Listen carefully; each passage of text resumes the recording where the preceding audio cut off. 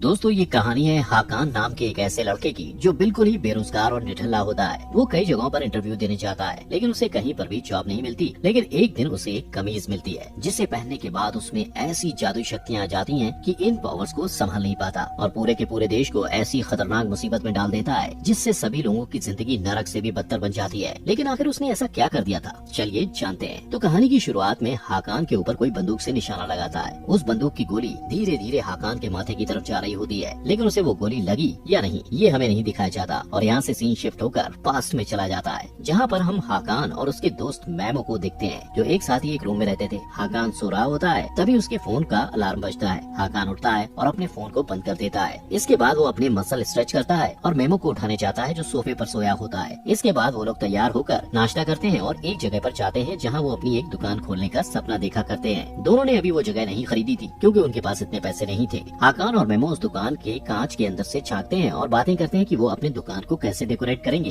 उसी वक्त मैमो देखता है कि उनके फ्यूचर की दुकान एक अरबपति बिजनेसमैन फैसल एडम की कंपनी केविडेन होल्डिंग के ठीक बगल में है। इसके बाद हाकान अपने पिता नेसेट कोलमार्क से मिलने के लिए जाता है। रास्ते में उसकी मुलाकात अपने पड़ोसियों और दोस्तों से भी होती है। वो सड़क के किनारे के बाजार में भागते हुए दिखता है और कई बाजारों, सड़कों और कोनों की दुकानों से होते हुए गुजरता है। इस बीच रास्ते में उसे एक औरत मिलती है जिसका नाम टरकॉन था। वो लोगों का भविष्य बताती है और हाकान से कहती है कि जल्द ही उसका भविष्य बदलने वाला है, जहाँ वो कुछ बड़ा और कुछ अलग करने वाला है। लेकिन हाकान वहाँ से चला जाता है क्योंकि उसे किस्मत की बातों पर यकीन नहीं होता। हाकान अपने पिता के पास पहुँचता है। यहाँ उसे पता चलता है कि हाकान अनाथ है और नेसेट हाकान के पिता नहीं है, उन्होंने उसे गोद लिया था। हाकान अपने पिता से मिलता है जो 600 साल पुरानी दुकान के मालिक थे और वो कुछ पुरानी और हाथों से बनी चीजें बेचते हैं। हाकान अपने पिता को अपनी एक दुकान खोलने के प्लान के बारे में बताता है, लेकिन नेसेट उसका मजाक उड़ाते हैं और उसके पहले के कामों के बारे में बताते हैं जो नाकामयाब हो चुके थे। हाकान उन्हें ये कहकर मनाने की कोशिश करता है कि उसकी दुकान बिल्कुल नई है और बहुत अच्छी जगह पर है, लेकिन नेसेट उसे नजरअंदाज कर देते हैं और उसे एक लड़की को कारपेट देकर आने के लिए कहते हैं जो वहाँ घूमने आई थी और उसने एक दिन पहले उस कारपेट का ऑर्डर किया था। इसके बाद अगले सीन में अरबपति फैसल एडम को दिखाया जाता है जिसने शुरुआत से मेहनत करके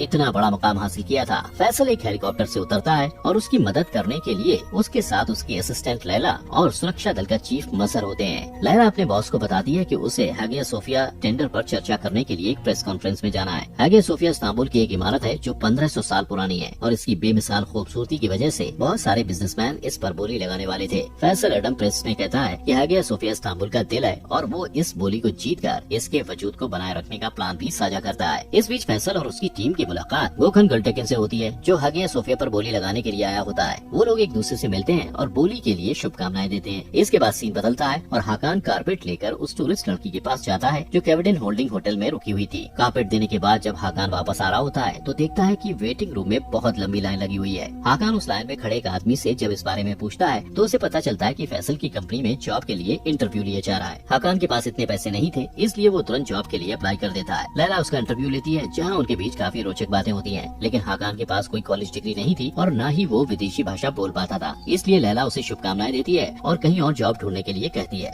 ये सुनकर हाकान वहाँ से चला जाता है। जब वो वापस जा रहा होता है तो देखता है कि एक छोटी सी बच्ची के ऊपर एक झूमर गिरने वाला है। वो तुरंत दौड़ते हुए उसके पास जाता है और उसे बचा लेता है। फैसल और मजर उसकी इस बहादुरी के काम को देख लेते हैं। इसके बाद हाकान फिर से अपने पिता को दुकान खोलने के लिए मना रहा होता है और तभी उनकी दुकान पर सुजैन नाम की एक लड़की आती है जो तुर्की की जादुई शर्ट ढूंढ रही होती है जो बहुत मुश्किल से मिलती है। सुजैन कहती है कि वो शर्ट उसके खास क्लाइंट के लिए है और इस शर्ट के लिए वो मोटी रकम भी दे सकती है। मिस्टर कोलमार्क उससे झूठ कहते हैं कि वो शर्ट उनके पास नहीं है जबकि वो उनके तहखाने में रखी होती है। हाकान उनसे कहता है कि वो उस शर्ट को बेच दें, लेकिन वो हाकान की बात नहीं सुनते। इसके बाद मेमो वहाँ आता है और हाकान को बताता है कि उन्हें उनके घर से बाहर निकाल दिया गया है क्योंकि उन लोगों ने घर का किराया नहीं दिया था। यहाँ हाकान को पता चलता है कि उसने जो पैसे घर के किराए के लिए टेबल पर रखे थे मेमो उसे जुए में हार गया। दूसरी तरफ गोखन गल्टेकिन मजहर को अपनी कार में लेकर एक गुप्त जगह पर जाता है और वहाँ उसे फैसल को नीलामी से बाहर करने के लिए घूस देने की कोशिश करता है, लेकिन मजहर अपने बॉस के दुश्मन को वहीं मार देता है। दूसरी तरफ हाकान और मेमो का बिजनेस ठप पड़ने की वजह से उनका दिवालिया हो गया था, इसलिए दोनों मिस्टर कोलमार्क के तहखाने में उस शर्ट को चुराकर सुजैन को बेचने का फैसला करते हैं। शर्ट चोरी करने के बाद वो दोनों सुजैन से मिलने के लिए एक रेस्टोरेंट में जाते हैं और उसकी कीमत की बात करते हैं। सुजैन उन्हें बताती है कि इस शर्ट की कीमत लाखों में है और वो इस शर्ट को अपने क्लाइंट की तरफ से खरीद रही है जो कोई और नहीं मजहर है। लेकिन तभी हाकान के पिता मिस्टर कोलमार्क वहाँ आ जाते हैं और हाकान से वो शर्ट लेकर कहते हैं कि ये शर्ट बेचने के लिए नहीं है। उसी वक्त मजहर अपने साथियों के साथ वहाँ हमला कर देता है और गोलियां चलाने लगता है जिससे मिस्टर कोलमार्क को गोलियां लग जाती हैं। हाकान उन्हें हॉस्पिटल ले जाने की कोशिश करता है, लेकिन मिस्टर कोलमार्क उसे अपने दोस्त के फार्मेसी चलने को कहते हैं। फार्मेसी जाने के बाद हाकान अपने पिता के दोस्त कमाल और उनकी बेटी जैनब से मिलता है। कमाल मिस्टर कोमा को इलाज के लिए लेकर जाता है और जैनब हाकान को संभालने की कोशिश करती है। दूसरी तरफ मेमो को मजहर का एक साथी टेकन पकड़ लेता है। टेकन और उसके साथी हाकान और उस शर्ट का पता लगाने के लिए मेमो को टॉर्चर करते हैं। दूसरी तरफ जैनब हाकान को एक गुप्त जगह पर लेकर जाती है जहाँ कमाल मिस्टर कोमा का इलाज कर रहा होता है। हाकान कमाल पर गुस्सा हो जाता है क्योंकि वो उसके पिता को हॉस्पिटल लेकर नहीं गया था। मिस्टर कोमा कहते हैं कि अब बहुत देर हो चुकी है। वो हाकान को कमाल और जैनब के साथ रहने को कहते हैं क्योंकि वो लोग ही हाकान को सारी सच्चाई बता सकते हैं। वो हाकान को उन ताकत पर विश्वास करने को कहते हैं जो उसे किस्मत से मिली होती है। इतना कहने के बाद मिस्टर कोमा की मौत हो जाती है और हाकान सदमे में होता है। फिर कमाल और जैनब अपने बारे में बताते हुए कहते हैं कि वो लोग वफादार प्रोटेक्टर हैं जिन्हें हाकान और उस शर्ट की हिफाजत करने की जिम्मेदारी मिली है। वो बताते हैं कि हाकान भी एक प्रोटेक्टर है जिसका काम ऐसे लोगों को रोकना है जो कभी मर नहीं सकते हैं। ये वो बुराई है जो कभी भी किसी का रूप ले सकती है और इस्तांबुल के साथ पूरी दुनिया को बर्बाद करना चाहते हैं। इन्हें इमॉर्टल्स कहा जाता है। ये सब सुनकर हाकान को लगता है कि वो पागल हो जाएगा और उसे इन बातों पर विश्वास नहीं होता है। कमाल इस बात को साबित करने के लिए हाकान को वो शर्ट पहनने को कहता है। हाकान उसकी बात मानकर जैसे ही शर्ट पहनता है वो शर्ट उसके शरीर का हिस्सा बन जाती है। साथ ही उसके सीने में प्रोटेक्टर का एक जादुई निशान बन जाता है। इसके बाद जैनब उसकी तरफ बंदूक से निशाना लगाती है और गोली चलाती है। ये वही सीन होता है जो इस एपिसोड की शुरुआत में दिखाया जाता है। बंदूक की गोली हाकान के माथे पर लगती है लेकिन माथे से टकराकर उछल जाती है जिससे साबित हो जाता है कि हाकान प्रोटेक्टर है। इसके बाद कमाल हाकान को उन इमॉर्टल और प्रोटेक्टर्स के बीच हुई लड़ाई के बारे में बताता है। इसके बाद प्रोटेक्टर मेहमद को दिखाया जाता है जिसे 7 इमॉर्टल्स को खत्म करने के लिए भेजा गया है।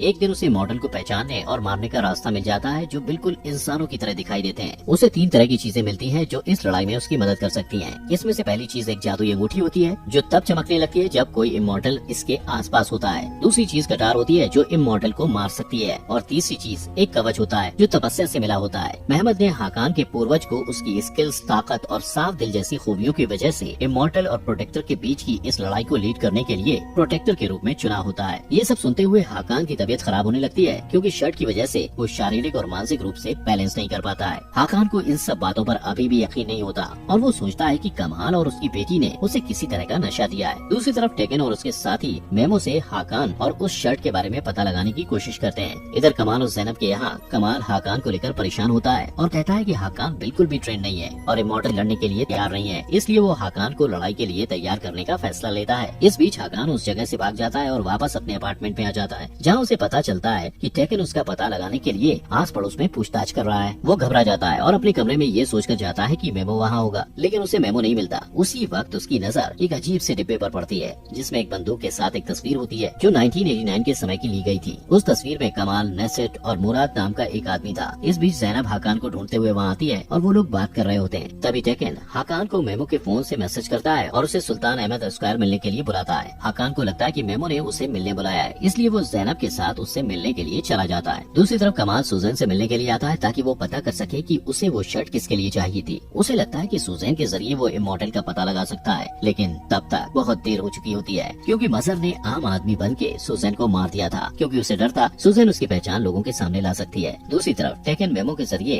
हाकान को स्क्वायर तक लाने में कामयाब हो जाता है और मेमो को वहाँ चारे के रूप में इस्तेमाल करता है। जब हाकान मेमो को देखता है तब उसके पास जाने की कोशिश करता है, लेकिन तभी टेकन अपनी छुपी हुई जगह से हाकान के ऊपर 4 गोलियां चलाता है, लेकिन वो ये देखकर हैरान हो जाता है कि गोलियों से हाकान नहीं मरता। जैनब उसकी मदद करने के लिए आती है क्योंकि लगातार गोलियां चलने की वजह से वो कमजोर हो जाता है। टेकन ये सारी बात अपने बॉस मजहर को बताता है जो ये सब सुनकर बिल्कुल खुश नहीं होता। इसके बाद हाकान और जैनब कमाल की फार्मेसी की गुप्त जगह पर वापस आ जाते हैं। हाकान कमाल से उस तस्वीर के बारे में पूछता है जो उसे उसके पिता के बॉक्स से मिली थी। कमाल उसे बताता है कि नेसेट और मुराद उसके करीबी दोस्त थे। मुराद को हाकान से पहले प्रोटेक्टर के रूप में चुना गया था और मुराद ही हाकान के असली पिता थे। इमॉर्टल से लड़ते हुए मारे गए थे। नेसेट ने हाकान को गोद लिया था और उसे बचाने के लिए हाकान से ये सारी बातें छुपाई थी। इसके बाद हाकान कमाल और जैनब से कहता है कि उन्हें जल्द से जल्द इमॉर्टल्स को ढूंढकर मारना होगा, लेकिन ये कोई नहीं जानता कि इमॉर्टल्स कैसे दिखते हैं और उन्हें पहचानने के लिए जादुई अंगूठी की जरूरत होती है। दूसरी तरफ फैसल हाकान की बहादुरी देखकर उससे काफी ज्यादा खुश था, इसलिए वो लैला को उसे सुरक्षा दल का हिस्सा बनाने के लिए कहता है। वहीं दूसरी तरफ हम देखते हैं कि टेकन मजहर को हाकान के बारे में कुछ जरूरी बातें बता रहा होता है। वो नेसेट का बैकग्राउंड चेक करता है और मजहर को एक फाइल देता है जिससे पता चलता है कि उसका हाकान और उस शर्त से कोई रिश्ता है। दूसरी तरफ कमाल हाकान को उसके पूर्वजों के बारे में बताता है कि उन्होंने कैसे इस्तांबुल और पूरी दुनिया को प्लेग और अकाल से बचाया था जो इमॉर्टल्स की वजह से फैला था। कमाल हाकान को अपने दिमागी स्थिति को काबू करना सिखाता है ताकि जादुई शर्टों से प्रोटेक्ट कर सके। वो हाकान के हाथों में गर्म पत्थर का टुकड़ा रख देता है जिससे हाकान ज्यादा से ज्यादा दर्द बर्दाश्त करना सीख सके और वो इमॉर्टल्स का सामना कर पाए। वो उसे लड़ना सिखाता है है। इसके बाद कमाल हकान और ज़ैनब को बड़े वफादार से मिलने के लिए कहता है, जिसके पास जादुई अंगूठी होती है। वो कहता है मॉडल उस अंगूठी को पाने के लिए कभी भी उनके पीछे आ सकते हैं, इसलिए ये देखना जरूरी है कि अंगूठी सही हाथों में है। प्रोटेक्टर को इमॉर्टल्स का पता लगाने और उन्हें खत्म करने के लिए तीनों जादुई चीजों की जरूरत होती है, जिसमें से जादुई शर्ट हकान के पास होती है और जादुई अंगूठी बड़े वफादार के पास होती है। लेकिन सभी वफादारों के पास अलग अलग जादुई चीजें हैं, इसलिए उन चीजों को प्रोटेक्ट करने के लिए उनका उसूल होता है कि वो एक दूसरे से बात नहीं कर सकते। जब हकान और ज़ैनब बड़े वफादार से मिलने जाते हैं तो कमाल सूजन की मौत का पता लगाने के लिए हॉस्पिटल जाता है और वहाँ के एक कर्मचारी से बरामदे का सीसीटीवी फुटेज मांगता है। दूसरी तरफ मजहर फैसल से इस बात को लेकर नाराज होता है कि वो बिना उसकी सलाह के नए सुरक्षा कर्मी को काम पर रखने की कोशिश कर रहा है। फैसल उसे यकीन दिलाता है कि वो उसकी जगह कभी भी नए सुरक्षा कर्मी मतलब हकान को नहीं देगा। वो उसे आगे सोफिया कॉन्ट्रैक्ट की जीत की खुशी मनाने को कहता है। फैसल इस बात से अनजान होता है कि उसकी ये जीत इसलिए हुई क्योंकि मजहर ने गोकन को मार दिया था। दूसरी तरफ हकान और ज़ैनब बड़े वफादार से मिलने उसके पते पर जाते हैं और सुनसान से घर पर पहुंचते हैं। जब वो लोग घर के अंदर जाते हैं तो उन्हें एक आदमी मिलता है जो खुद को बड़े वफादार का बेटा बताता है। उसका नाम खान होता है। वो हकान और ज़ैनब को बताता है कि उसकी माँ एक कमरे में बंद है, उसकी मानसिक स्थिति ठीक नहीं है और मॉनिटर की मदद से उस पर नजर रखी जाती है। वो ये भी कहता है कि 7 साल पहले उनके साथ एक हादसा हुआ था जिसकी वजह से वो किसी से बात नहीं करती हैं। खान दोनों को अपनी माँ के कमरे में लेकर जाता है और खुद दूसरे कमरे में चला जाता है, जहाँ से मॉनिटर की मदद से वो उन पर नजर रखता है। हकान बड़े वफादार को अपने सीने का जादुई निशान दिखाता है, जिसके बाद वो अपना मुंह खोलती है और बताती है कि खान उसका बेटा नहीं है और उन्हें फंसाया जा रहा है। वो हकान को जादुई अंगूठी देती है लेकिन उसका स्टोन गायब होता है। इस बीच खान वहाँ आ जाता है लेकिन वफादार उसे गोली मार देती है। अब इससे पहले कि खान जिनके लिए काम करता था वो लोग यहाँ पहुँचे, हकान और ज़ैनब सीसीटीवी फुटेज को खत्म कर देते हैं और वहाँ से निकल जाते हैं। वफादार उन्हें विश्वास दिलाती है कि वो खान के आदमियों को संभाल लेगी। दूसरी तरफ फैसल हकान को सुरक्षा दल में शामिल करने के लिए काफी सीरियस होता है, इसलिए लैला हकान को कॉल करके फैसल से मिलने के लिए बुलाती है। हकान उसकी बात मानकर फैसल से जॉब के बारे में बात करने के लिए जाता है और यहाँ उसकी मुलाकात मजहर से होती है। मजहर को ये नहीं पता होता कि वो वही हकान है जिसके पास वो जादुई शर्ट है और जिसका पीछा वो इतने दिनों से कर रहा है।